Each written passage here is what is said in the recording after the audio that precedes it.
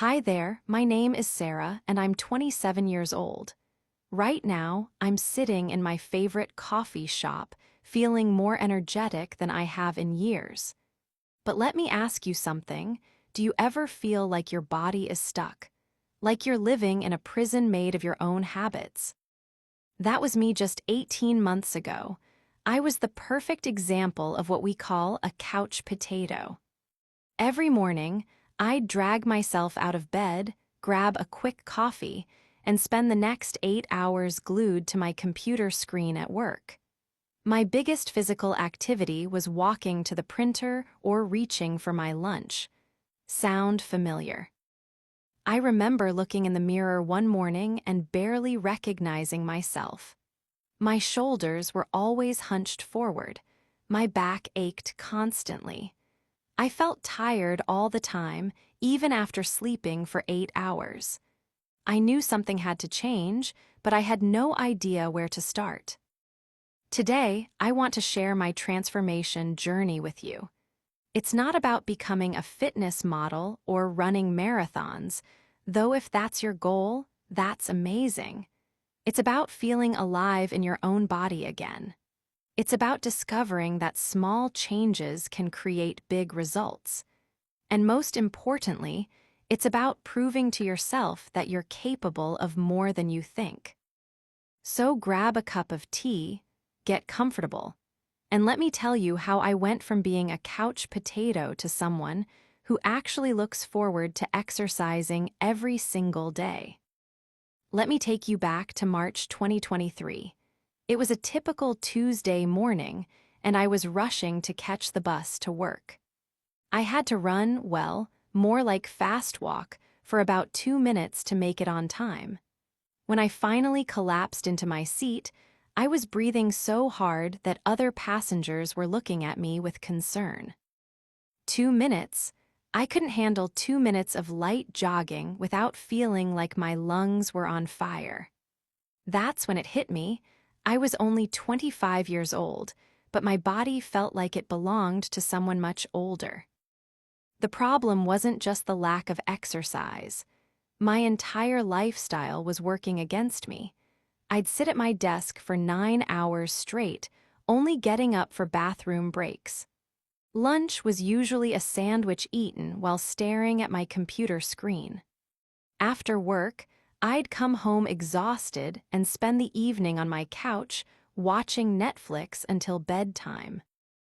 My diet wasn't terrible, but it wasn't great either. I lived on convenience foods, things I could grab quickly or order for delivery. I told myself I was too busy to cook, too tired to plan meals, too stressed to think about nutrition. But the real problem was deeper than that. I had convinced myself that I wasn't an exercise person. I believed that some people were naturally active and others weren't. I thought fitness was for people who had always been athletic, people who enjoyed sweating, people who looked good in workout clothes. That wasn't me, so why even try? Looking back now, I realize I was scared. Scared of failing, scared of looking foolish, scared of starting something I might not finish. It felt safer to stay in my comfortable, unhealthy routine than to risk trying and disappointing myself again. The change didn't happen overnight. For weeks after the bus incident, I kept thinking about it.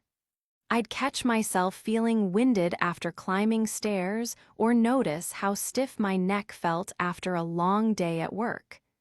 These little reminders kept poking at me, like a gentle but persistent voice saying, "You can do better than this." One Saturday morning in April, I made a decision. Not a dramatic, life-changing declaration, just a small choice. Instead of taking the elevator to my fourth-floor apartment, I decided to take the stairs. That's it. No gym membership, no workout plan, no special equipment, just 4 flights of stairs. Those stairs nearly killed me. By the second floor, my legs felt heavy. By the third floor, I was breathing hard. When I reached my apartment door, I had to lean against it for a moment to catch my breath. But you know what? I felt proud. For the first time in months, I had chosen the harder option instead of the easier one. I kept taking the stairs every day. Some days it felt easier, some days it didn't. But I stayed consistent. After about 2 weeks, I noticed I wasn't getting as tired. I could make it to the 4th floor without stopping to rest. It was a small victory, but it felt huge to me.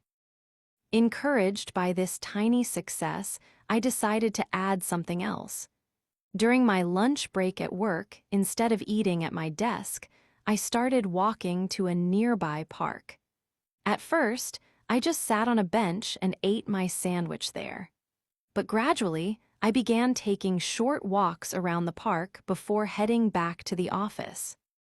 These walks became my favorite part of the day. For 15 or 20 minutes, I could breathe fresh air, feel the sun on my face, and let my mind wander away from work stress. I started noticing things I'd never paid attention to before: the changing seasons, different birds, how the light looked at different times of day. By June, walking had become a habit.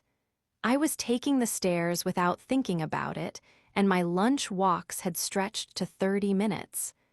I felt more alert in the afternoons and was sleeping better at night. But I wanted to try something more challenging.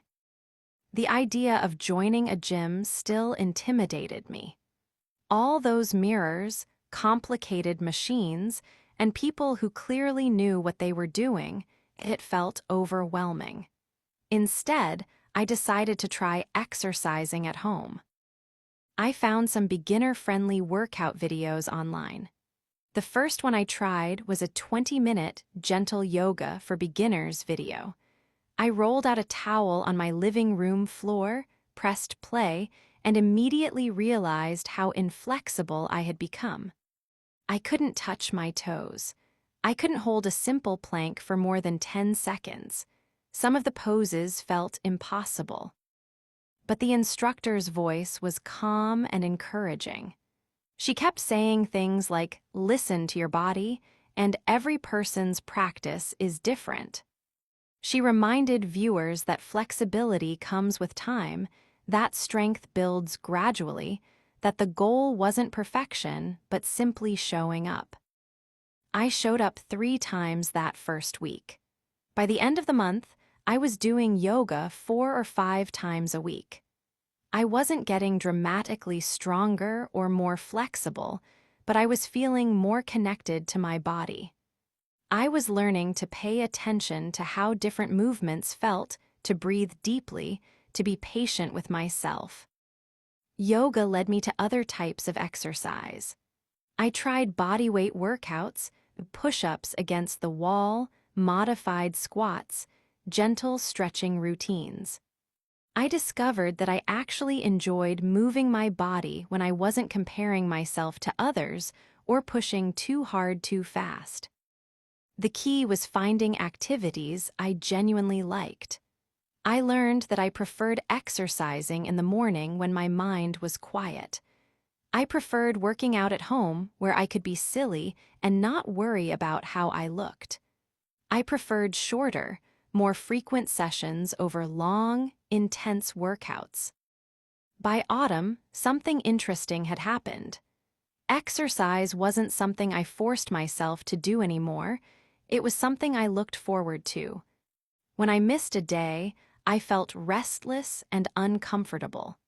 My body had started craving movement the same way it used to crave afternoon coffee. But I knew that motivation alone wouldn't be enough to sustain these changes long-term. I needed to build systems that would support healthy habits even when I didn't feel like it. First, I made exercise as convenient as possible. I kept my yoga mat rolled out in my bedroom so I could do a quick session as soon as I woke up. I laid out comfortable clothes the night before. I created a special playlist that got me excited to move. Second, I started paying attention to how exercise affected other areas of my life. I noticed that on days when I worked out, I had more energy at work. I was more patient with difficult colleagues. I slept better and woke up feeling more refreshed. I made better food choices throughout the day. These positive connections helped reinforce the habit. Third, I celebrated small wins. Instead of focusing on what I couldn't do yet, I acknowledged what I could do. I could hold a plank for 30 seconds now. I could walk up those 4 flights of stairs without getting breathless. I could touch my toes for the first time since high school. Each improvement, no matter how small, deserved recognition. I also learned to be flexible with my routine. Some weeks were busier than others. Some days I felt energetic, others I felt tired. Instead of having rigid rules, I created options. On busy days, I might do 10 minutes of stretching. On tired days, I might take a gentle walk. On energetic days, I might try a more challenging workout. The goal was consistency, not perfection. The physical changes were obvious. I was stronger, more flexible, and had better endurance. But the mental and emotional changes surprised me even more. Exercise became my stress relief. After a difficult day at work, a yoga session could completely shift my mood. When I felt anxious or overwhelmed, a walk outside helped clear my mind. When I felt stuck on a problem, moving my body often led to creative solutions. My confidence grew in ways I hadn't expected. Proving to myself that I could stick to a workout routine made me believe I could tackle other challenges too. I started speaking up more in meetings at work. I signed up for a cooking class I'd been wanting to try for years. I even started planning a solo trip to visit my cousin in another city. My relationship with food improved naturally. When I was taking care of my body through exercise, I wanted to fuel it well too. I started cooking more meals at home, not because I was on a diet, but because I enjoyed the process. I began choosing foods that made me feel energetic rather than sluggish. Sleep became deeper and more restful. I'd always been someone who tossed and turned, checking my phone multiple times during the night. Now I fall asleep more easily and wake up feeling genuinely refreshed. Perhaps most importantly, I developed a different relationship with discomfort. Exercise taught me that being uncomfortable doesn't mean something is wrong. Sometimes discomfort means you're growing, challenging yourself, getting stronger. This lesson applied far beyond fitness.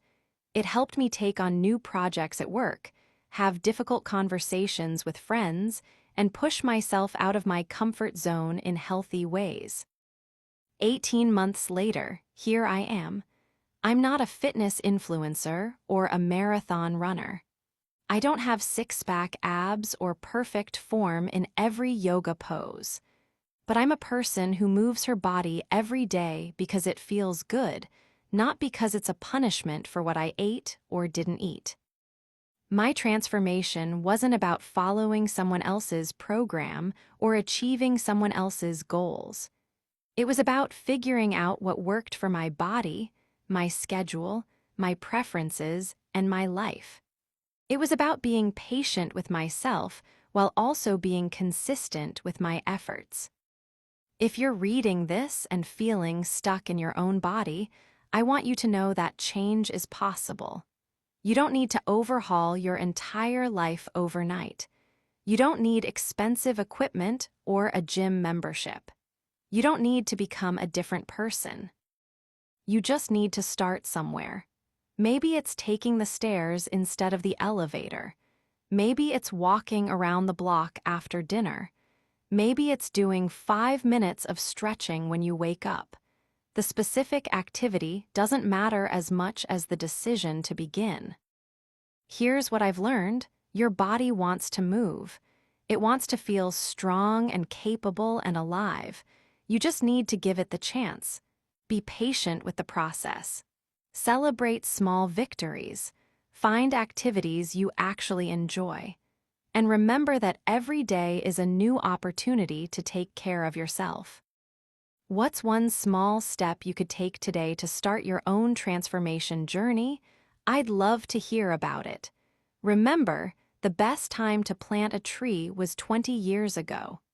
The second best time is now. Thanks for listening to my story. Now go create your own.